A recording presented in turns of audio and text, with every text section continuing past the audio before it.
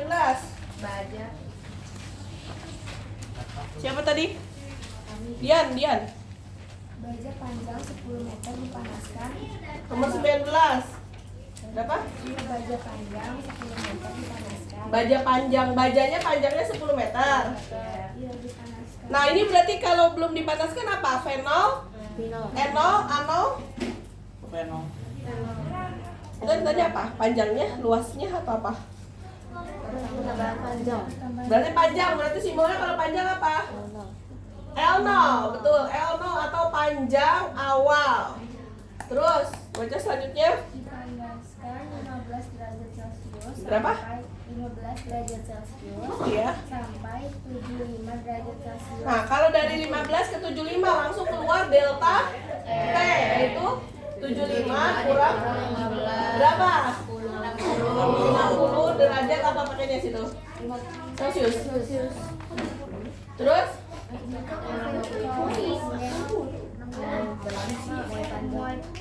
Yang kencang, Dian. Jika koefisien muai panjang 1,1 Koefisien muai panjang, simbolnya apa teman-teman? Alfa. Apa alfanya? 1 kali 10 minimal gini. Terus M derajat apa? Ini. Terus berapa pertambahan panjangnya? pertambahan panjang itu LT atau delta L? Pertambahan panjang. Bukan panjang setelah dipanaskan, bukan? Delta L karena pertambahannya doang, nambahnya doang. Berarti delta L rumusnya apa yang kamu hafalkan?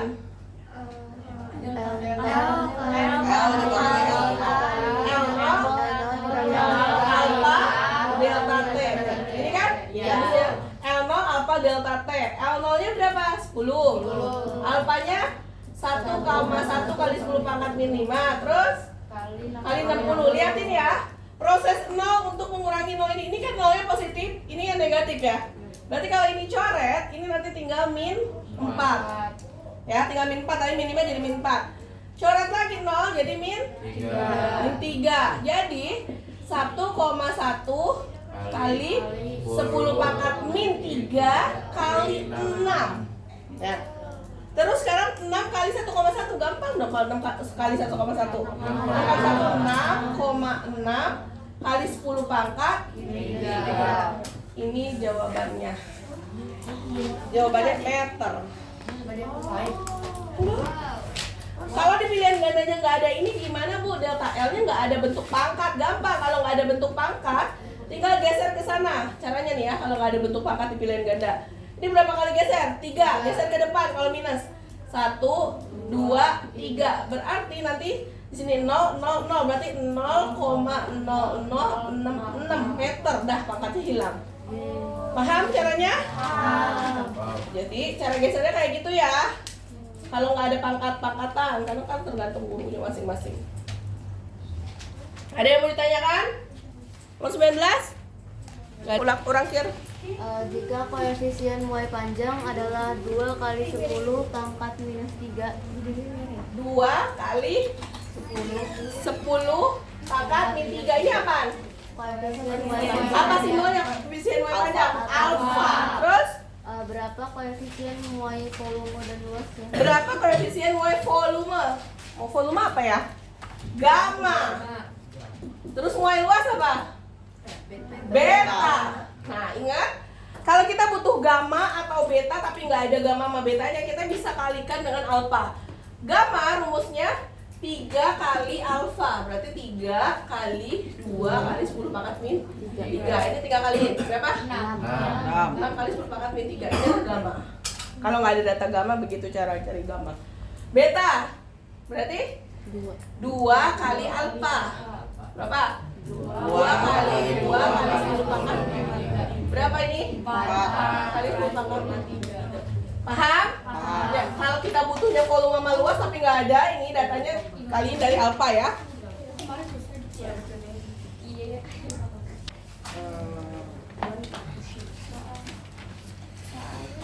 Nggak ada. Siapa yang ada soal? Ya, Pani udah baca belum Pani? Udah baca? Belakang. Punya soal nggak? Gak punya, belakang. Gak punya juga. Ini ya kamu baca. Sibil, ayo Sibil. Ya, kotak-kotaknya apa? Masa jenis T atau Ya. Jadi, kita bikin dulu rohnya. Ini nomor berapa sih?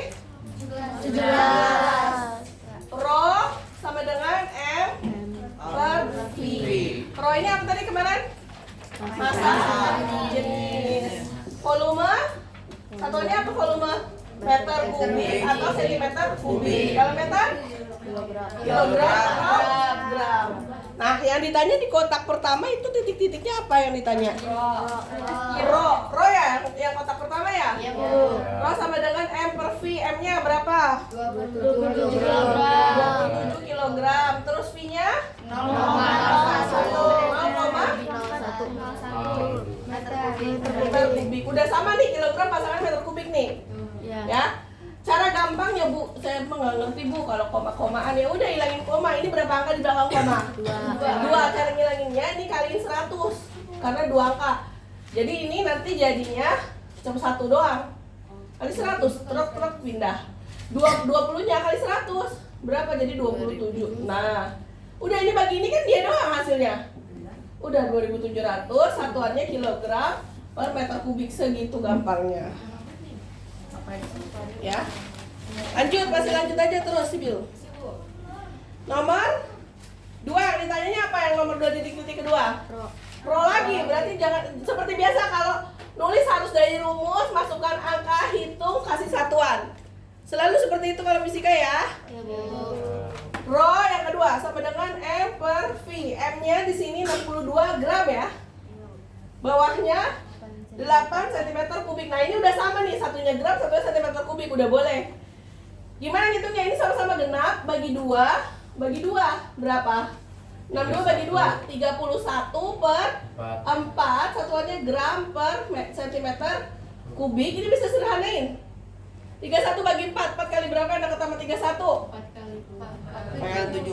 kali 7 kali 4 kan 28, 29, 30, 31, 30 bagi 4 sama 7 lagi. Udah, terus langsung udah segini aja boleh. Selesai. Lanjut yang nomor 3, titik-titiknya nyari apa? Volume Bu. Volume. Sama masa jenisnya berapa diketahui masa jenisnya? 150. 1500. Masa jenisnya 1500, yang ditanya volume. Kalau ditanya volume berarti rumusnya M per Ro. M-nya berapa di situ? 150 kg, Ro-nya 1500, satuannya apa? Kilogram per meter kubik. Gitu. 0 ya coret 0, 15 kali 15 1. Jadi 1 per 1 sama 0 jadi 10 nih. Ya kan ini 0-nya belum kepake. 10 1 per 10 tuh kalau jadi desimal 0,1 kilogram per meter kubik. Sampai sini ngerti?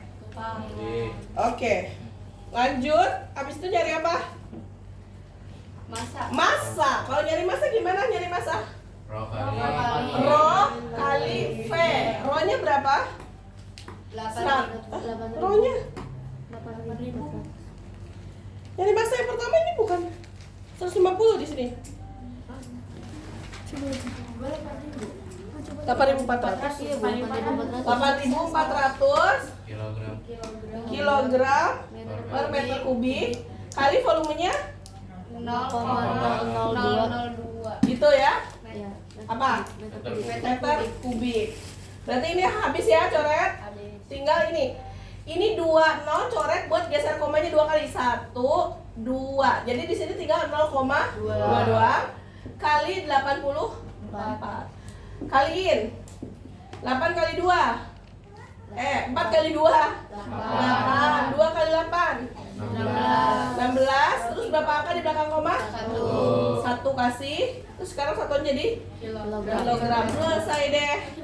Paham? Ada yang belum dibahas? Ini nomor 17 tentang massa jenis. Sudah ngerti semua? Oke. Nomor 16 di sini Tuliskan 3 contoh kapilaritas. Kamu tulis dulu yang dimaksud kapilaritas. Kapilaritas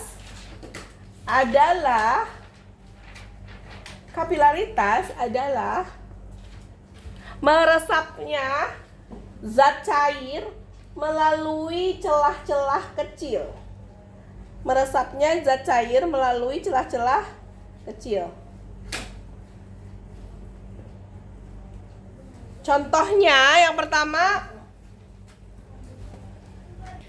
sekarang contohnya ini, kamu pernah tahu sumbu? Sumbu kalau kamu celupin ke minyak atau ke air, dicelupin bawahnya saja, atasnya ikut nyerap ke atas nggak airnya? Nah itu kapilaritas, berarti menyerapnya zat cair ke sumbu. Tuh yang pertama. Contoh kedua, lihat, sekarang hujan kan? Apakah seluruh bagian rumahmu itu langsung kena hujan? Tidak, biasanya kenanya cuma kecipratan segini dong nih, separuh rumahnya nih, separuh segini misalkan kecipratan. Lama-lama sampai atas agak lembab nggak?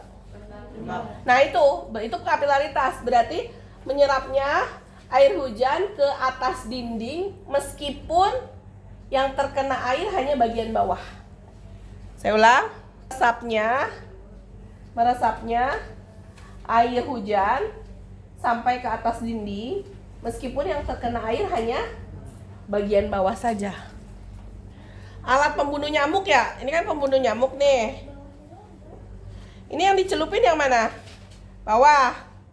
Terus kenapa ini bisa keluar asap cairannya? Kenapa? Karena namanya apa istilahnya tadi? Kapilaritas. Berarti ini apa nih contohnya berarti? Enggak, ini alat apa namanya? Apa berarti? Anti nyamuk elektrik ya. Anti nyamuk elektrik. Anti nyamuk elektrik kan yang kena cuma bawahnya doang kan? Berarti kapilaritas ke atas. Itu aja. Iya, ya. Mengeluarkan uap meskipun yang tercelup hanya. Nah, itu. Berapa? 15. Kohesi dan adesi. Dengarkan baik-baik ya, kohesi apa? Kohesi adalah tarik-menarik molekul zat, yang sejenis. Ya, yang sejenis. Berarti adesi kebalikannya, tarik-menarik molekul zat yang berbeda jenis. Itu adesi. 14. Tuliskan masing-masing 2 contoh perubahan zat membeku. Gampang, membeku apa tadi? Membuat es, mencair, melelehkan es, udah gampang, melelehkan margarin atau minyak. Terus menguap. Betul, airnya dipanaskan. Mengembun. Mengembun apa? Uap air menjadi tetesan air, boleh. Atau ini, pagi hari itu apa? Titik-titik air di atas daun atau embun, adanya embun, betul. Menyublim nak. Kapur barus yang besar, lama-lama mengecil. Mengkristal, tadi membuat apa mengkristal? Membuat garam. Cepet ya. Nomor 13 nak. Ciri-ciri wujud zat. Cirinya itu meliputi 4. Ingat kalau disuruh ciri-ciri 4. Pertama, kamu harus tahu bentuknya dulu. Bentuknya dulu ya. Padat bentuknya tetap. Cair bentuknya berubah sesuai wadah. Gas berubah sesuai ruangan. Itu ya, sesuai ruangan. Itu bentuk. Yang kedua selain bentuk, volume. Padat tetap, cair tetap, gas berubah. Itu volume ya. Yang ketiga, ini dulu apa? Jarak antar partikel. Kan kalau yang teratur tuh, jarak antar partikel padat berarti sangat teratur dan rapat. Terus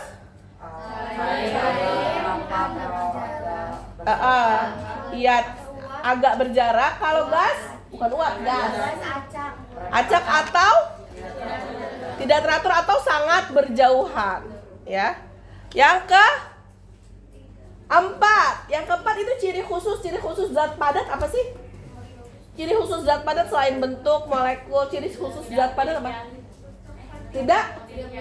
Iya, tidak mengalir. Kalau zat cair mengalir dan permukaan selalu datar. Permukaan benda yang selalu datar itu apa?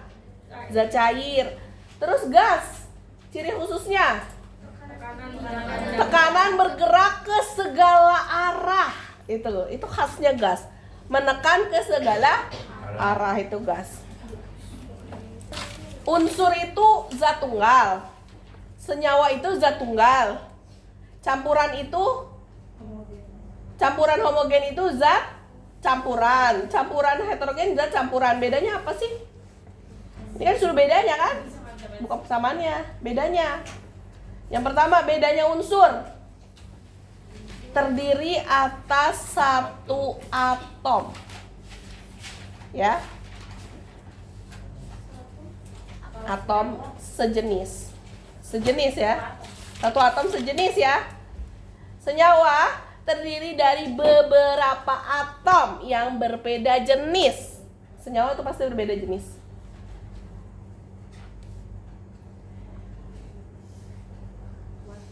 Campuran homogen dan campuran heterogen apa? Terdiri dari berbagai macam senyawa, dua-duanya tuh. Campuran homogen sama campuran heterogen terdiri dari berbagai macam senyawa, digabungin semua senyawa.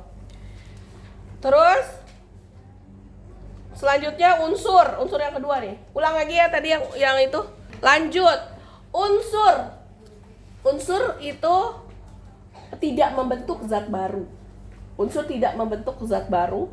Kalau senyawa itu membentuk zat baru. Zat baru yang sifatnya berbeda dengan penyusunnya ya. Zat baru yang sifatnya beda dengan penyusunnya. Kalau campuran homogen itu sifatnya sama dengan penyusunnya, tapi dia merata, larutan biasanya. Bentuknya larutan. Kalau campuran homogen itu sifatnya sama dengan penyusunnya, tapi dia bersifat si zat terlarut sama pelarutnya itu sama. Jadi larut aja, nggak ada endapan. Tapi kalau heterogen itu terpisah penyusunnya. Kayak sayur sop itu campuran apa? Heterogen. Ada apa aja? Ada air. Ada Brokoli apalagi? Wortel. Ada apa lagi? Kentang. Kelihatan nggak kentangnya?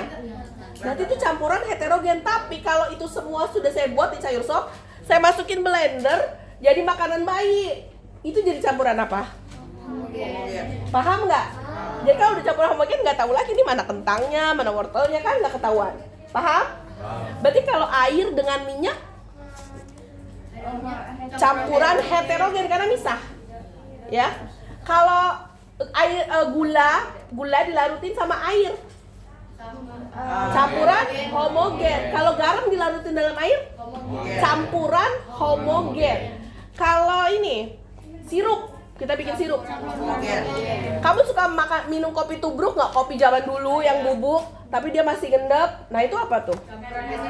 Campuran heterogen. Tapi kamu pernah minum kopi yang di kafe-kafe tuh, kalau nggak yang di botol? Ada nggak ampasnya? Kalau nggak ada berarti? Paham bedanya? Paham bedanya? Kalau dalam bentuk gambar misalkan ini, bedakan mana campuran, mana senyawa, mana campuran homogen, gampang. Kalau misalnya bentuknya bisa segitiga sama, pasti unsur. Tapi kalau ada segitiga, ada bulat, ada persegi misalkan gitu, itu pasti senyawa. Kalau campuran lebih parah lagi, lebih beraneka ragam dan lebih banyak, lebih acak lagi. Paham nggak? Iya. Ada yang